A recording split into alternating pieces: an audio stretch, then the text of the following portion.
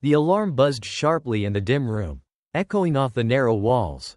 It was 4:15 a.m., and Frank Callahan's day was already beginning. He took a deep breath, allowing himself one moment before reaching out and silencing the sound with a practiced hand. His body protested the early hour, joints creaking as he shifted and swung his legs over the edge of the bed. This morning, like every other morning, he forced himself to his feet and straightened his shoulders, as if bracing for an invisible weight. Frank's one-bedroom home was modest, a small space filled with remnants of a life once shared.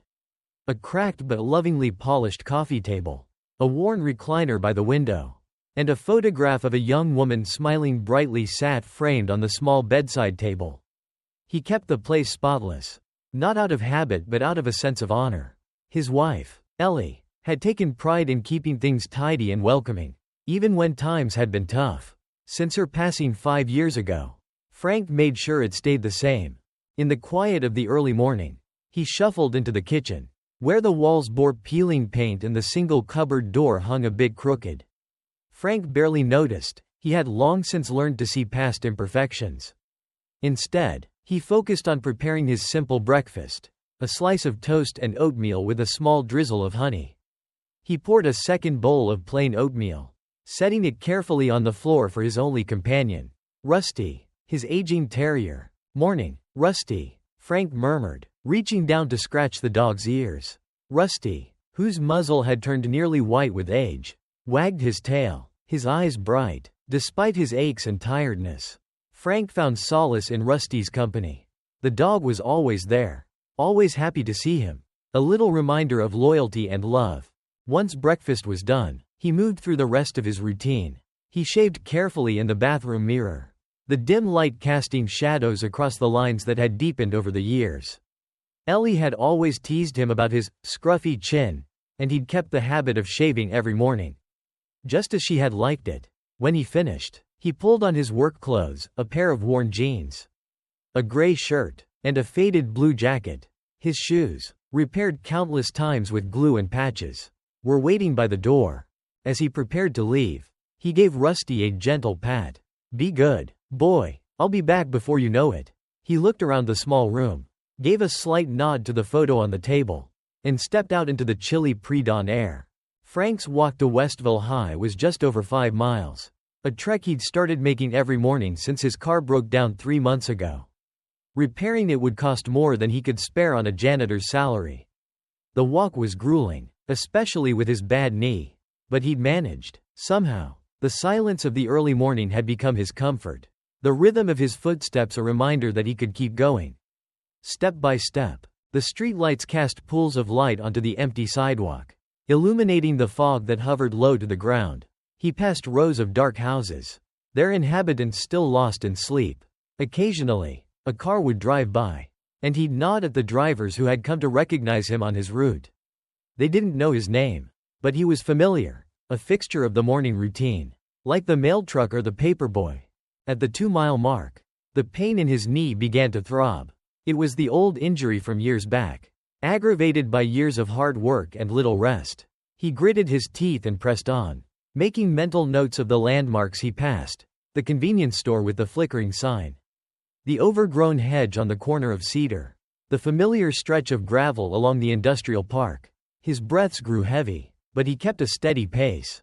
This was his life, and he wouldn't let something as small as pain stop him. As he approached the outskirts of the school grounds, the sky began to lighten, the faintest glimmer of dawn painting the horizon. Westville High, with its brick walls and tall windows, loomed ahead like a watchful guardian. Frank had worked here for over 20 years, cleaning classrooms and hallways, fixing what was broken, and always ensuring the school was ready for the day. He took pride in his work, even if most of it went unnoticed. When he reached the entrance, he paused for a moment, wiping his brow and straightening his jacket. Inside, the halls were silent, the air thick with the lingering scent of yesterday's lessons and the promise of a new day. He unlocked the janitor's closet, a small, cramped space he had turned into his personal headquarters. It was lined with shelves of cleaning supplies, tools, and a few personal items, a couple of thank you notes from students, drawings gifted to him over the years.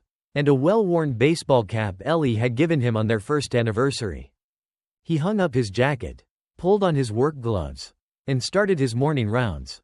As he mopped the floors and checked the classrooms, he found himself reflecting on the familiar faces of the students and teachers who would soon fill these halls.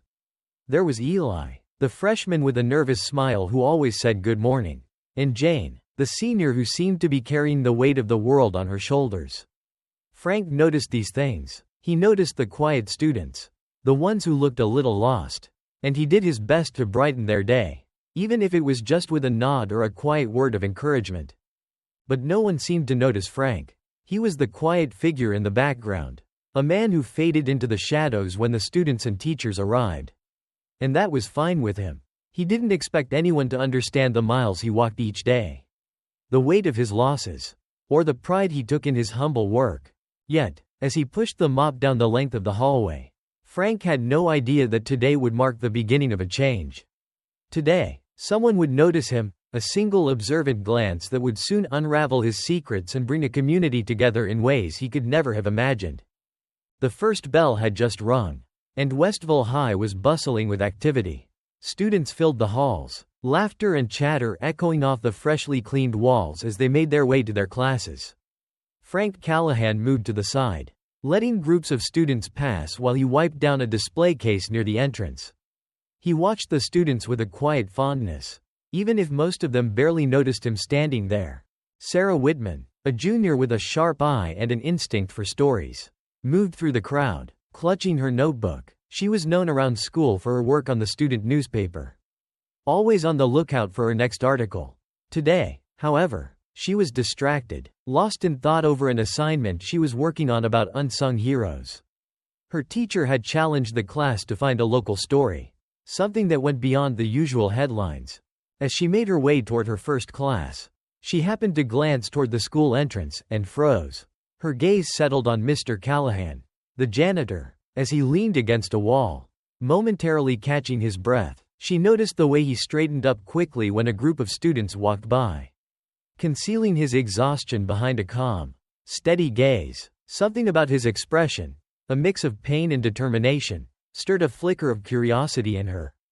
Sarah had always seen Mr. Callahan around, sweeping floors, fixing broken lockers, even offering a kind word or two to students. He was like a fixture in the school, as constant as the morning bell. But she had never truly looked at him. That day, she saw him differently. "Hey, Sarah," her friend Amy nudged her, breaking her concentration. "What's up with you? You've been staring at Mr. Callahan for like 10 seconds straight." "Oh, nothing." Sarah shook her head, tucking her notebook under her arm. "I was just thinking." "About Mr. Callahan?" Amy raised an eyebrow. "Yeah, kind of," Sarah said thoughtfully. "I just realized, he's here every morning. Right? Always early. Always working. I wonder if anyone even knows anything about him." Amy shrugged. "I mean, he's just the janitor, right? He cleans, fixes stuff, and keeps the school running. What's there to know?" Sarah's eyes narrowed as she watched Mr. Callahan head toward the janitor's closet, his gait stiff and careful. "I don't know, but I think there's more to him than meets the eye. Don't you think it's kind of strange that he's always here so early? And I've never once seen him drive?" Amy gave her friend a curious look. "You're really getting into this. You think there's a story in there or something?" "Maybe," Sarah replied slowly. "It could be nothing, but what if it's not?" With that thought lingering in her mind, Sarah decided to keep an eye on Mr. Callahan over the next few days. If there was something more to his story, she wanted to find it. That evening, Sarah sat at her desk, staring at the notes she had scribbled down about Mr. Callahan. She didn't have much to go on, just observations from the day and a few vague questions. But she knew her instincts were telling her something was off. She decided that the next morning, she'd come to school earlier and try to catch him as he arrived. The following day, she woke up before dawn, much to the surprise of her parents, who teased her about finally getting up on time. She grabbed her bag, downed a quick breakfast, and hurried out the door, her heart racing with a mixture of nerves and excitement. When she arrived at Westville High, the parking lot was still half empty, and the sky was tinged with the soft pink hues of early morning. She scanned the area, looking for any sign of Mr. Callahan. Just as she began to wonder if she'd missed him, She spotted a lone figure walking up the sidewalk. His head slightly bowed, his steps slow but purposeful. It was Mr. Callahan. Sarah squinted, straining to see him more clearly. As he drew closer, she noticed that he walked with a pronounced limp, his hand occasionally reaching for his knee as if to ease some invisible pain. Her heart ached slightly as she watched. Every step seemed to take a visible toll. But he pushed forward, shoulders squared with quiet determination. He paused near the school entrance, adjusting his grip on the small brown paper bag that looked like his lunch. After a moment, he reached the doors and let himself in with his keys. Disappearing inside, Sarah waited for a few moments, processing what she had just seen. The idea of Mr. Callahan, the unassuming janitor, walking to school every day, possibly from miles away, was something she hadn't expected. Most students and teachers drove, some even lived in nearby towns. For him to walk, and with that limp, as the school began to fill with students, Sarah found herself lost in thought, replaying the image of Mr. Callahan's slow, steady walk in her mind. By the time first period started, she had decided she needed to dig deeper. The next few days followed a similar pattern. Sarah arrived early each morning. Observing Mr. Callahan as he arrived at school, she took note of the small details, the way he favored his left leg, the faint weariness in his eyes that he hid behind a polite smile, the same worn-out shoes he wore every day. Her curiosity only grew stronger. And soon it wasn't just about finding a story, it was about understanding this quiet, resilient man who seemed to carry so much on his own. One morning, just as she was about to leave her spot by the entrance, Mr. Callahan noticed her standing there. He paused, a faint look of surprise on his face. "Good morning, Sarah," he greeted, his voice gentle but steady. "You're here early." Sarah felt a flush of embarrassment rise in her cheeks. "Oh, yeah, I have a project I'm working on for the newspaper," she said quickly, hoping her voice sounded casual. Mr. Callahan nodded, smiling faintly. "That's good. Always nice to see a student up and about early. Hard work never goes unnoticed."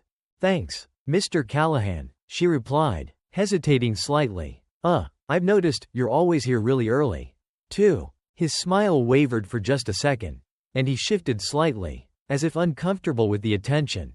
"Just part of the job. You know, got to keep the place clean for all of you." Sarah nodded, watching him carefully. "It seems like a lot of work. I've noticed how much you do for the school.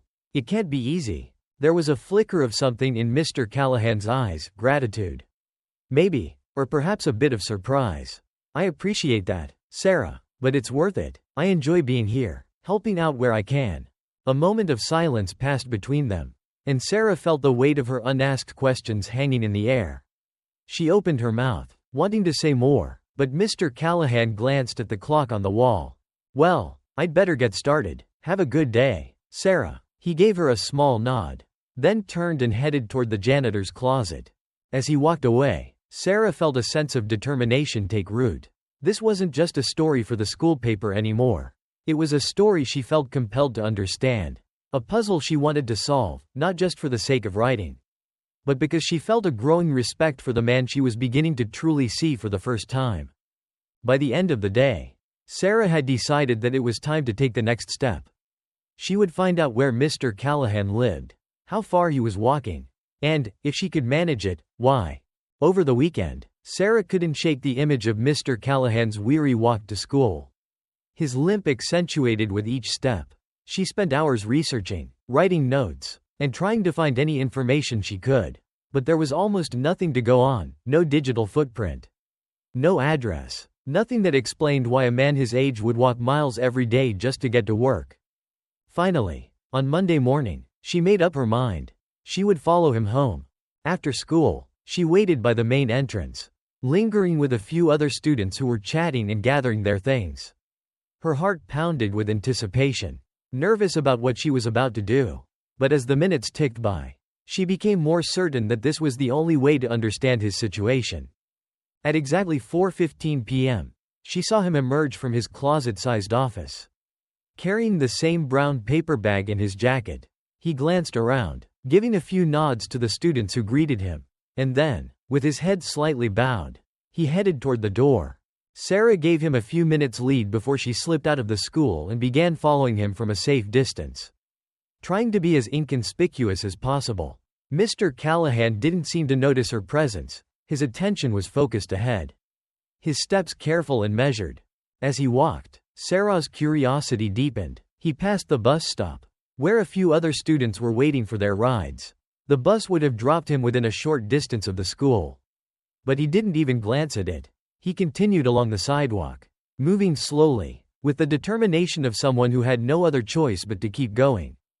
The path he took led them through Westville's quiet streets, past rows of modest houses and small shops, until the sidewalks gave way to a more industrial area on the outskirts of town. Sarah had never been out this way. It was isolated, with empty parking lots and closed-up storefronts, and a chill crept into the air as the sun began to dip below the horizon. Mr. Callahan stopped to rest by a fence post, leaning against it and pressing his hand to his knee, as if trying to massage away the pain. Sarah's chest tightened. She knew she should offer to help, but a sense of hesitation held her back. She didn't want to embarrass him, didn't want to intrude on what was clearly a personal struggle. She stayed hidden behind a tree, watching as he caught his breath, adjusted his jacket, and pushed on. As the journey stretched on, Sarah began to realize just how far he was walking. Nearly 4 miles had passed, and there were still no houses in sight. She couldn't fathom how he made this journey twice a day, day after day, without ever asking for help. She felt a surge of admiration mixed with sadness, admiration for his resilience, and sadness that he had been doing this alone for so long. Finally, after what felt like an eternity, Mr. Callahan reached the edge of a small, rundown neighborhood. The houses here were smaller, older, with peeling paint and broken fences. He walked up to one in particular, a small, weathered house with a faded roof and a porch in need of repair. A lone light flickered on inside, casting a faint glow through the single front window. Sarah hung back, observing from a distance as Mr. Callahan unlocked the door and stepped inside. For a moment, she thought she saw the silhouette of a small dog by his feet, a flash of movement before he closed the door behind him. Her heart felt heavy as she realized the isolation he must live with. This house, this life, it seemed worlds away from the bustling hallways of Westville High. As she turned to leave, Sarah noticed a familiar figure walking toward her. It was Eli, a shy freshman who often ate lunch alone in the library. He seemed just as surprised to see her, his eyes widening when he recognized her in the fading light. "Sarah?" he asked, his voice filled with curiosity. "What are you doing out here?" Sarah hesitated, caught off guard by his sudden appearance. I was following someone," she admitted, deciding that honesty was the best approach. "Mr. Callahan, I wanted to understand why he walks to school every day." Eli's expression softened. "Oh, yeah, I noticed that too. He always comes in early. You know, I see him sometimes in the mornings when I get dropped off early for tutoring." They stood in silence for a moment, both of them glancing toward Mr. Callahan's house, each lost in their own thoughts. "Do you think he's okay?" Eli asked quietly. I didn't know he lived so far away." "I don't know," Sarah replied, her voice tinged with sadness. "But I think he's been doing this for a long time, without anyone noticing, and I don't think he's going to ask for help." Eli looked down, his brow furrowed. I don't know Mr. Callahan very well, but he's always nice to me. When I was having a rough day last week, he sat with me for a minute. Didn't even say much, but it helped." Sarah smiled faintly, touched by the story. "That sounds like him. He's helped a lot of people, I think, even if they don't realize it." Eli nodded, his eyes thoughtful. Maybe it's time we helped him." The next day, Sarah called a meeting with a few of her friends in the journalism room before school started. She wasn't sure what she'd say or how they'd react, but she knew she couldn't keep Mr. Callahan's situation to herself any longer.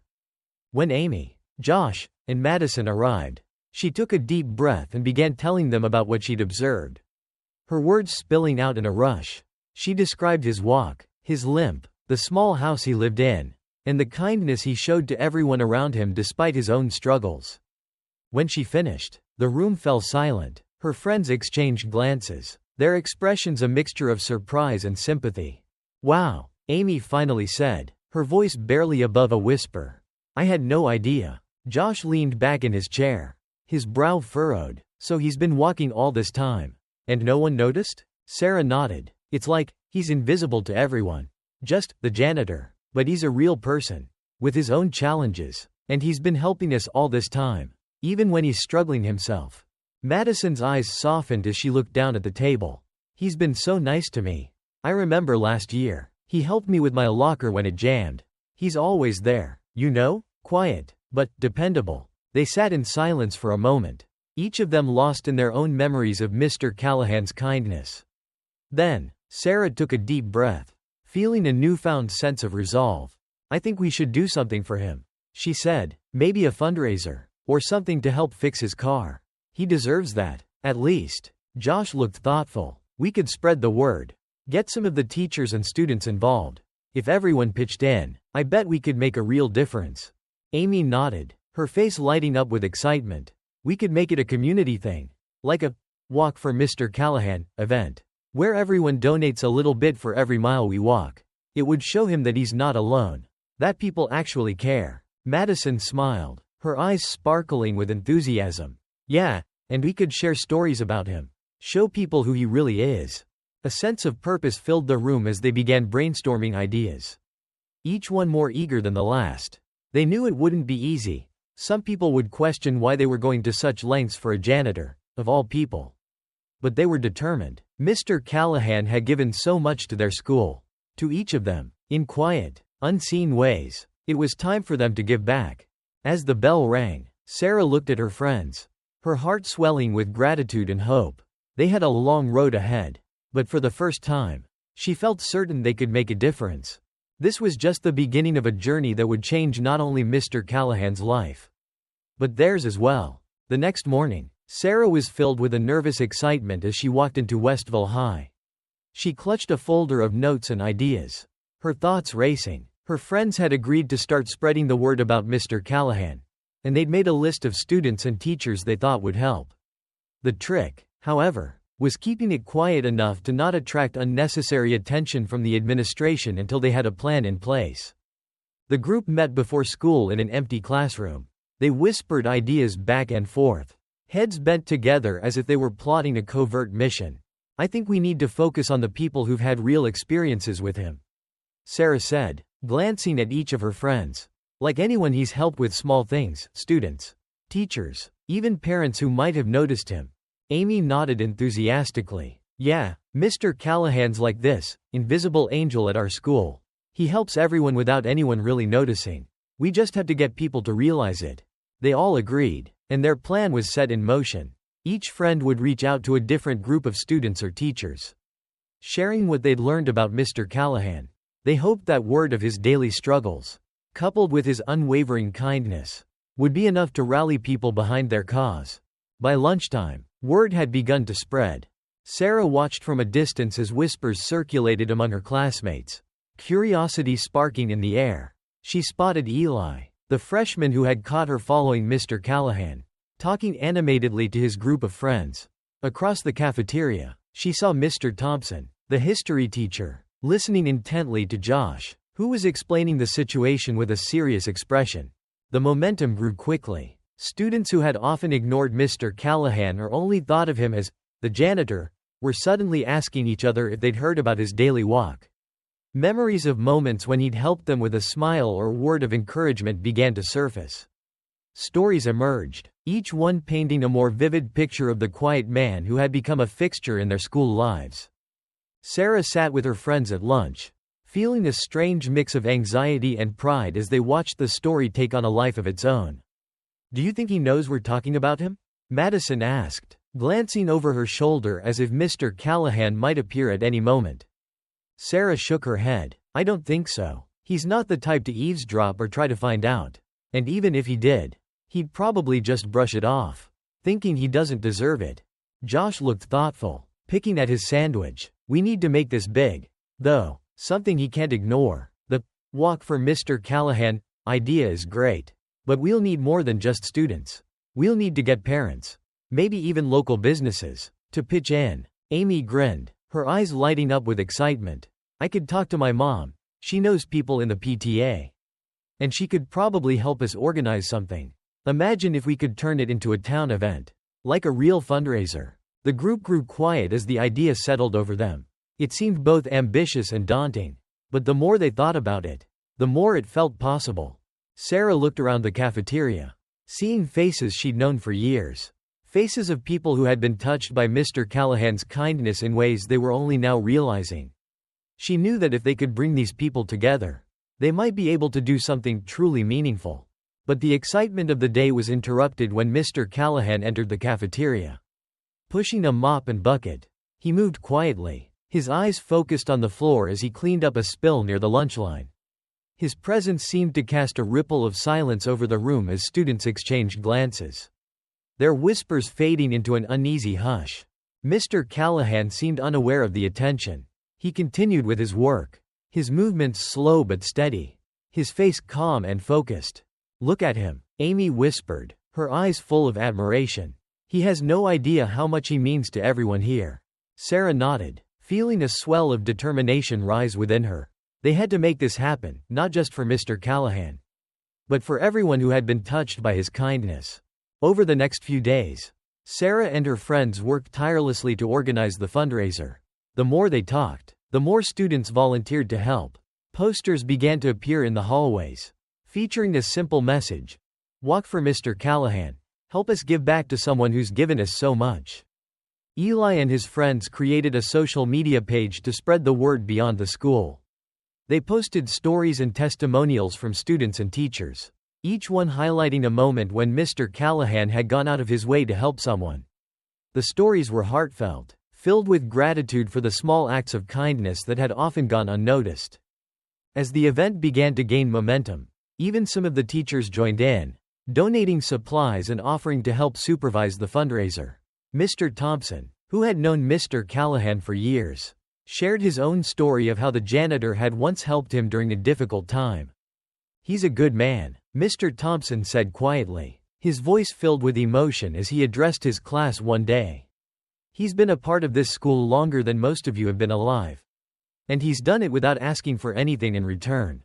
If there's ever been a time to show our appreciation, it's now." Mr. Callahan remained blissfully unaware of the growing movement. He continued his quiet routine, greeting students with a nod, cleaning up after everyone, and keeping to himself. He didn't know that his life was on the brink of change, that the community he had served faithfully for so long was coming together to help him in return. On the morning of the fundraiser, Sarah arrived at school early, her heart pounding with anticipation. The school gym had been transformed overnight, decorated with banners and posters bearing Mr. Callahan's name. Tables were set up with donation boxes, and volunteers were stationed at each entrance to greet attendees. There were sign-up sheets for the walk, along with a large map that displayed the path they would take through the town, a symbolic journey that mirrored Mr. Callahan's daily walk to work. One by one, people began to arrive: parents, students, teachers, even a few local business owners who had heard about the event. Each one signed up, pledging donations per mile walked, all in support of the man who had quietly made a difference in their lives. As the gym filled with people, Sarah looked around, feeling a surge of pride. They had done it. They had turned a whisper of an idea into a full-blown community event. All in honor of a man who had never once asked for recognition. But as she scanned the crowd, her excitement was interrupted by a familiar voice. "Sarah?" She turned, her heart skipping a beat when she saw Mr. Callahan standing by the entrance. A look of pure bewilderment on his face. He had his work jacket on, his name tag neatly pinned, and his expression was one of utter confusion. What's going on here?" he asked, his voice quiet but laced with disbelief. Sarah felt her cheeks flush as she stepped forward, realizing they hadn't planned for this moment, the moment when Mr. Callahan would see the full scope of what they had organized for him. Taking a deep breath, she looked up at him and spoke softly. "This is for you, Mr. Callahan. We all wanted to say thank you for everything you've done for us." His gaze shifted around the room, taking in the banners, the posters, the students and teachers, each one looking back at him with gratitude. His face softened, a mixture of shock and emotion washing over him as he finally seemed to understand. "But why?" he murmured, his voice trembling. I'm just doing my job." Sarah felt tears prick her eyes as she smiled up at him. You're not just doing your job. Mr. Callahan, you've been here for all of us. Through everything, you've helped us, you've encouraged us, and you've never asked for anything in return. We wanted to give something back to you, even if it's just a little. Mr. Callahan's hands shook slightly as he looked around, his eyes glistening with unshed tears. He opened his mouth to speak, but words seemed to fail him. Finally, he simply nodded, his voice barely above a whisper. Thank you all. I don't know what to say. A warm cheer rose from the crowd as they gathered around him, offering words of appreciation, pats on the back, and gentle hugs. Mr. Callahan stood in the center of it all, his quiet presence finally acknowledged. His years of kindness reflected back at him in the faces of everyone he had helped. The event continued into the afternoon, with students, teachers, and townspeople walking mile after mile in his honor. Each step symbolized the journey Mr. Callahan had taken alone for so many years, and each dollar raised was a testament to the love and respect he had unknowingly earned. For the first time in his life, Mr. Callahan was no longer invisible. He was a part of the community, his quiet heroism celebrated, his struggles finally recognized, and as Sarah walked alongside him that day, she realized that they had all learned something invaluable, that sometimes the greatest heroes are the ones who work in silence, expecting nothing in return, their acts of kindness quietly changing lives one small gesture at a time.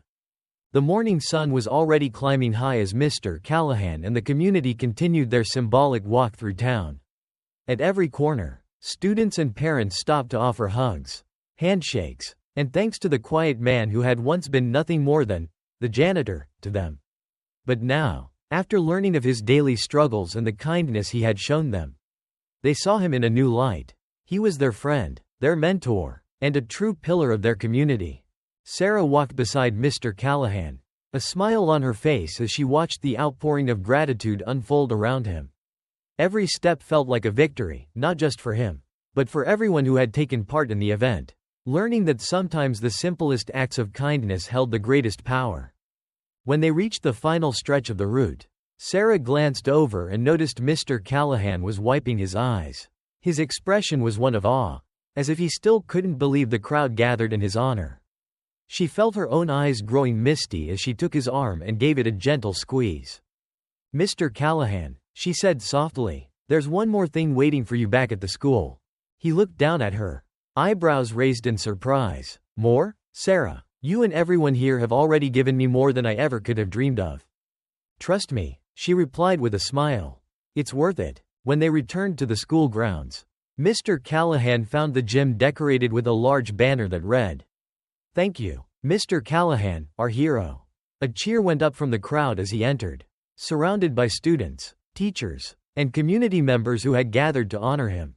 Standing at the front of the room was Principal Thompson. Holding a microphone, she waved him over, her smile as warm as the applause that filled the room. Ladies and gentlemen, she began, her voice filled with pride. Today we gathered to celebrate someone who has quietly dedicated his life to serving our school, our students, and our community. Frank Callahan has spent decades making sure we have a clean, safe place to learn and work. He has been a friend to everyone who needed a helping hand, a word of encouragement, or just a friendly smile. Mr. Callahan shifted uncomfortably, his cheeks red, but he listened intently. Principal Thompson continued, Frank has walked 5 miles to work every single day, despite an injury, despite the weather, and without ever asking for help. Today, we're here to let him know that he's not alone. Frank, the funds we've raised are not only enough to fix your car, but we've been able to go one step further.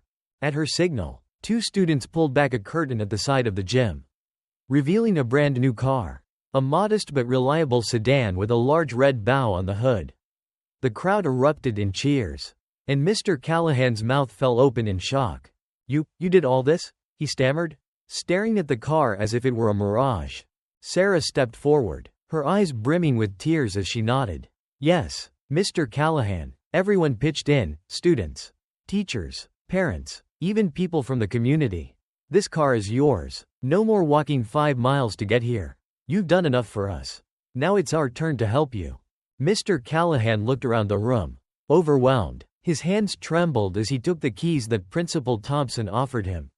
He tried to speak, But his voice broke, and he had to take a moment to compose himself. Finally, he cleared his throat and said, "I don't know what to say. I've been coming to this school for so long. I never thought of myself as anything special. Just someone doing his job. But seeing all of you here, hearing your stories," he paused, his voice thick with emotion. "I realize now that I was never alone. I had all of you." He looked down at Sarah and the other students gathered near him. And his face softened. "Thank you. Thank you from the bottom of my heart. I will never forget this." A wave of applause swept through the gym as Mr. Callahan shook hands, hugged students, and took in the love and support surrounding him. For the first time in years, he felt truly seen, truly valued, and truly part of a community. The months passed, and life at Westville High returned to its normal rhythm. But something had changed. Inspired by Mr. Callahan's quiet heroism, the students and teachers began a new tradition called the Callahan Project. Each month, students and teachers were encouraged to find small ways to help one another and the community. Whether it was organizing a food drive, helping a fellow student with their studies, or even something as simple as a random act of kindness, Mr. Callahan continued working at Westville High. But now he arrived each morning in his new car, greeted by waves and smiles from students and teachers alike. No longer just the janitor. He had become a symbol of resilience, kindness, and the power of community. For Sarah, the experience changed her life. She continued her work on the school paper, writing stories about the impact of kindness and the importance of seeing the value in others. She had learned that sometimes, the greatest stories weren't found in headlines but in the quiet lives of people who simply cared. And every morning, as Mr. Callahan parked his car and walked into the school, he was reminded of the incredible kindness that had come from those he had once helped in small, unseen ways. His journey was no longer a solitary one, it was shared by everyone he had touched. And everyone who had, in turn, touched his life. Mr. Callahan's legacy of kindness and resilience lived on, not just in the halls of Westville High, but in the hearts of everyone who had joined him on his journey. It was a lesson they would carry with them for the rest of their lives, that the smallest acts of kindness, given freely and without expectation, could inspire a lifetime of gratitude, compassion, and unity. The story of Mr. Callahan became a cherished memory in Westville, a reminder that no one was ever truly invisible. And as Sarah wrote in the final words of her article for the school paper, "Sometimes the greatest heroes are the ones who walk beside us every day. Their kindness hidden in small, quiet moments. All it takes to see them is the courage to look."